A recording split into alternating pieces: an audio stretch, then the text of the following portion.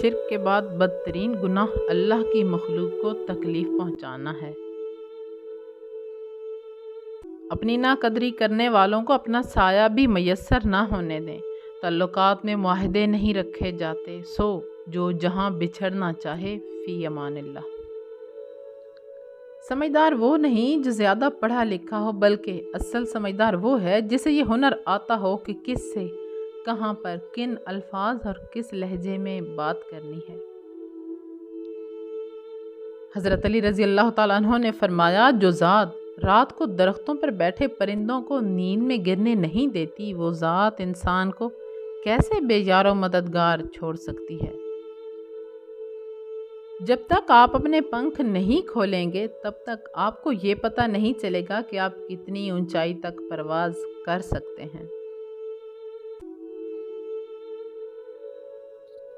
پھل درخت کو ہی نہیں، نیت کو بھی لگتا ہے۔ مخلص وہ نہیں جو منہ پر آپ کا ہو، بلکہ مخلص وہ ہے جو آپ کے پیٹھ پیچھے بھی آپ کا ہی ہو۔ میرے وہم سے میرے گمان تک یہ مرحلہ وفا کا تھا، میری طلب سے میرے نصیب تک یہ معاملہ خدا کا تھا۔ مجھے کن سے کر تو قریب تر، مجھے اپنے در کی گدائی دے، مجھے اس جہاں سے غرض نہیں، مجھے اس جہاں کی رسائی دے۔ میں آدم زاد ہوں مولا، تو مجھ کو جانتا ہے کہ زیادہ آزمائش پر میں جنت ہار جاؤں گا۔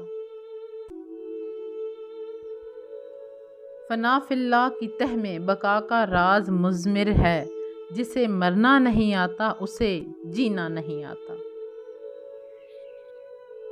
کوئی تیرے در کا فقیر ہے، کوئی تیرے غم میں اسیر ہے سب تجھی کو پکارتے، کوئی سوز میں کوئی ساز میں۔ تیری قدرتوں کا شمار کیا، تیری وسعتوں کا حساب کیا، تو محیط عالم رنگ بو، تیری شان جل جلالہ۔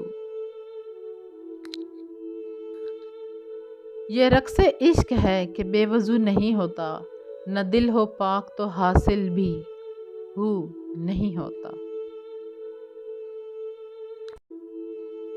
اگر حقیقت الفت سے باخبر ہوتے، فرشتے آرزو کرتے کہ ہم بشر ہوتے۔